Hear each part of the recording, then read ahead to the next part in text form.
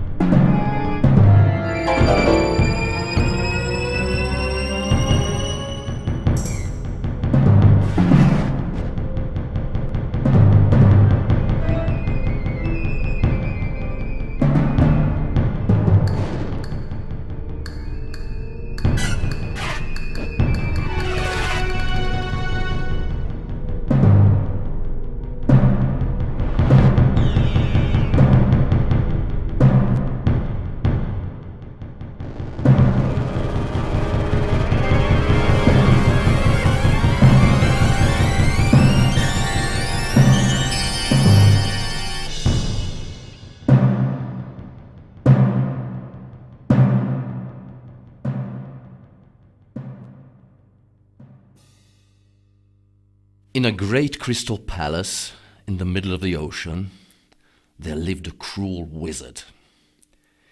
He used to hunt for those fathers who lusted after power, riches, and influence, and would offer them an irresistible treasure or some magical object of extraordinary power. He would convince them to abandon everything in what ended up being a fruitless pursuit. At this point, the wizard was free to take away their children and turn them into his slaves. Wizard, your victim is ready. Show him the glint of the golden mask that can stop time. The golden mask of the great black lake. Make him taste the sweet ambrosia of power. He will then leave on a fruitless quest. Blind his eyes, deafen his ears, tread heartlessly on a fallen nest.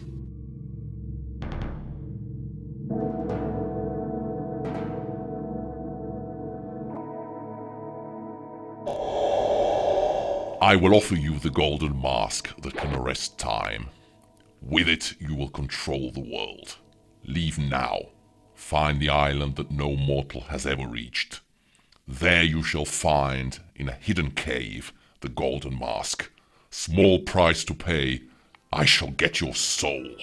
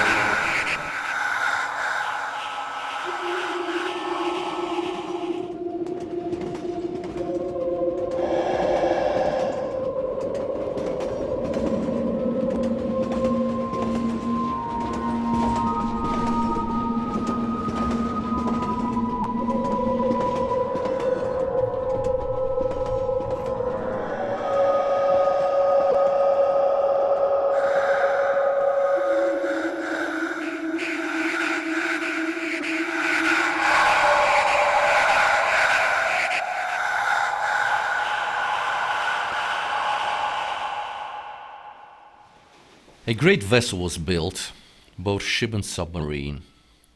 With this, the father undertook his quest across every sea, across every ocean, toward the golden mask that could stop time.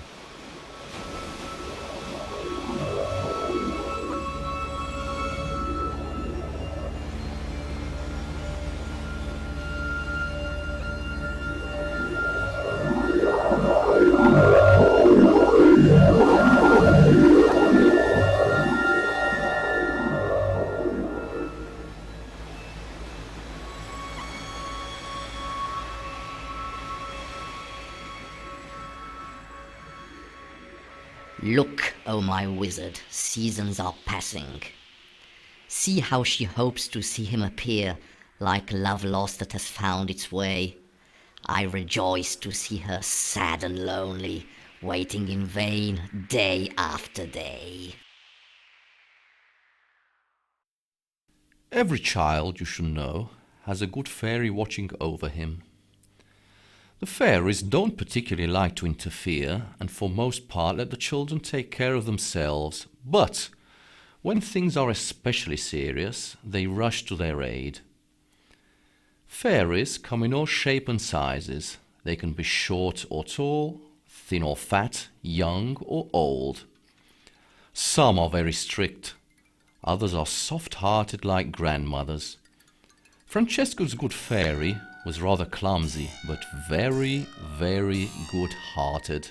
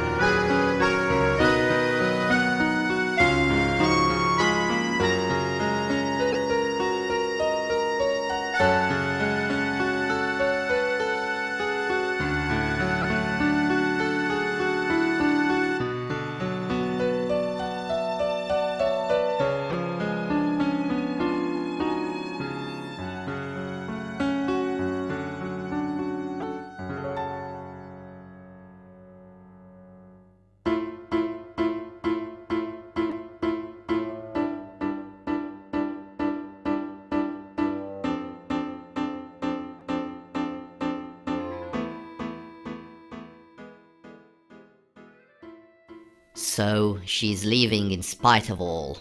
This I had not foreseen. But soon she will tire. Too long is the way. I have no remorse. We shall only have to wait for destiny to run its course.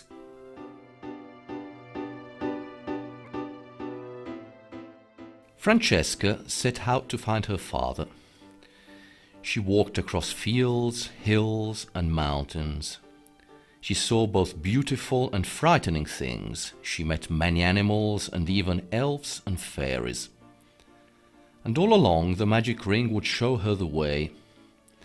If it shone brightly, the direction was right. If it became dull and heavy, the path was wrong. One thought kept her going: to find and bring back her father.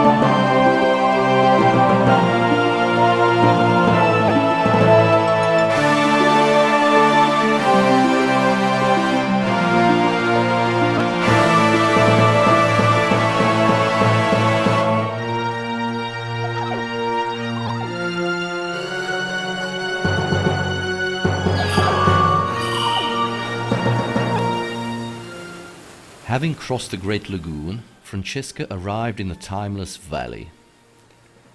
The good fairy was following her unseen, watching over her.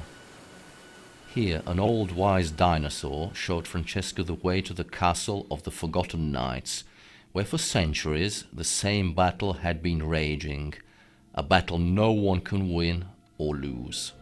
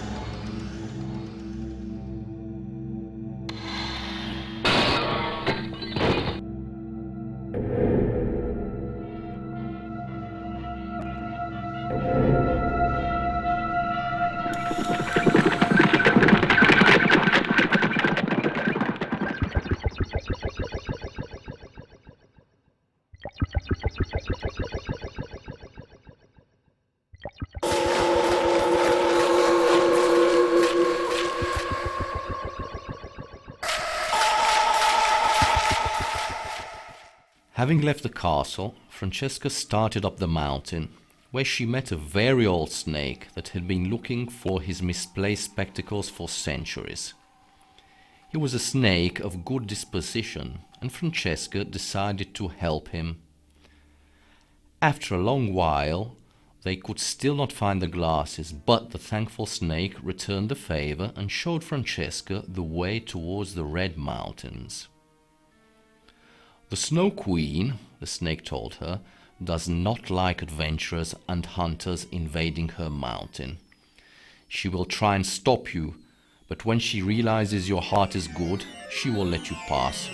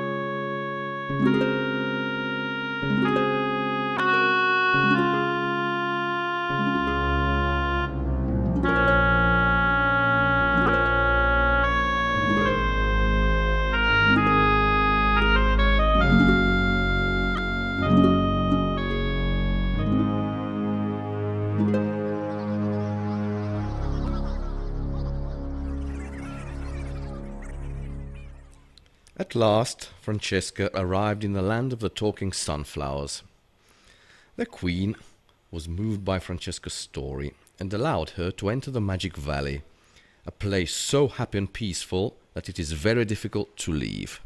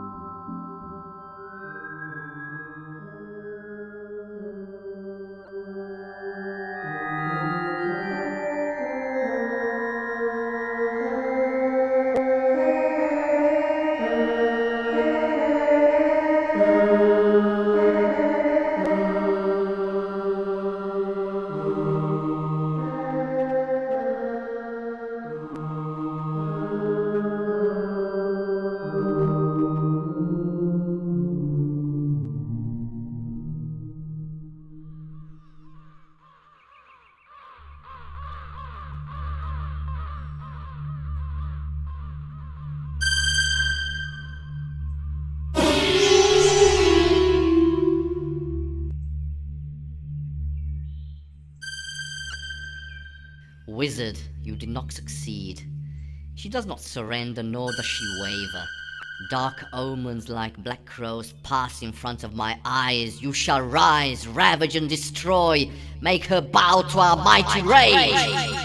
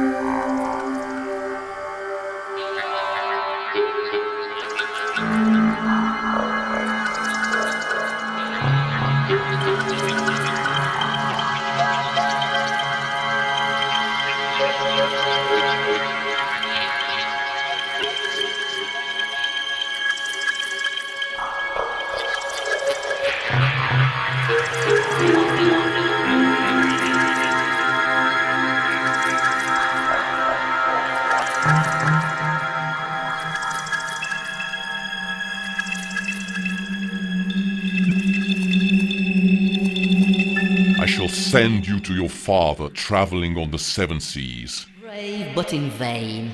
Brave. I offer you a deal. Let him decide his fate. Brave but in vain. If he chooses to come back with you, you will both be free. But if he touches the mask, you will forever be my slave. Brave but in vain. A slave like them. Look! Brave but in vain. Where do you think you're going? There is no father lying in wait. Alone and oblivious beneath the waves runs the course of his bitter fate. Now go! Go and meet your fate!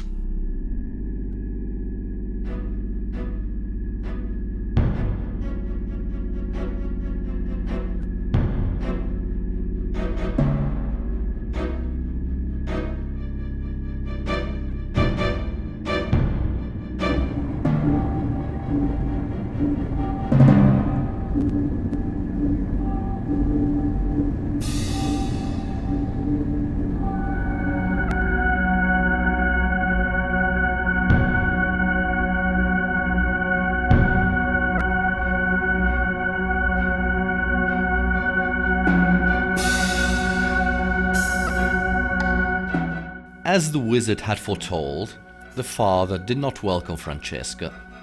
In his eyes shone a strange light. As if under a spell, his only thought was finding the golden mask. Francesca felt lost. Maybe it was all for nothing. Maybe the wizard was right, he does not remember me anymore. But, hidden in a corner was a picture in a frame. The good fairy managed to have Francesca notice it. When the frame fell at Francesca's feet, her heart filled with joy. He has not forgotten me, she thought. Somewhere in his heart a little flame is still burning.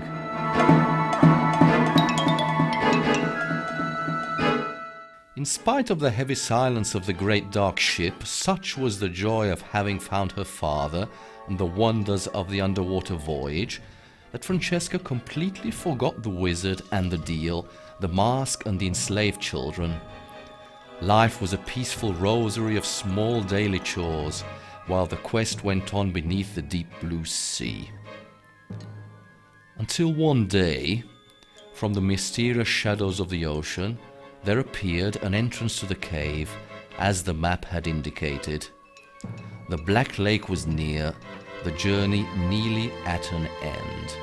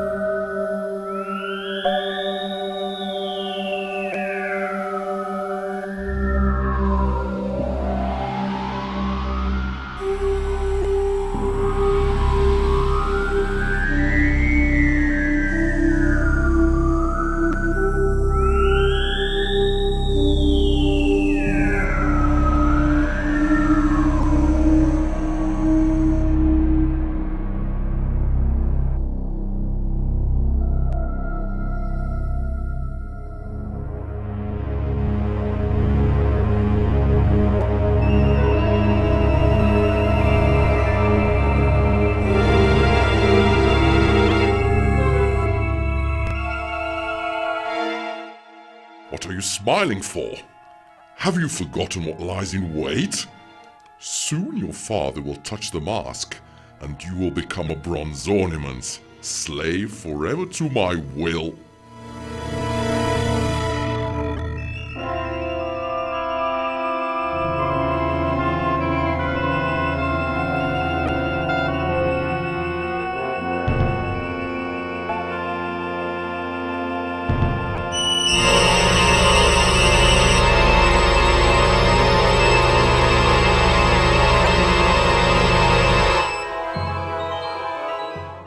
See, her father is leaving her behind. His heart is cold and his eyes are gleaming. Soon he will see the mask and then he will reach and touch it, sealing his fate according to your plan. Certainly, she will be my proudest trophy. Her courage an even higher homage to my power.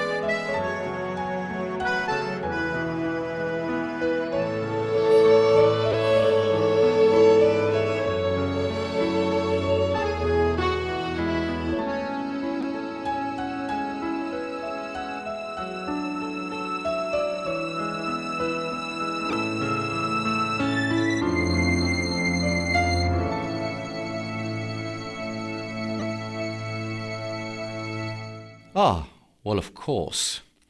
They lived happily together for a long, long time.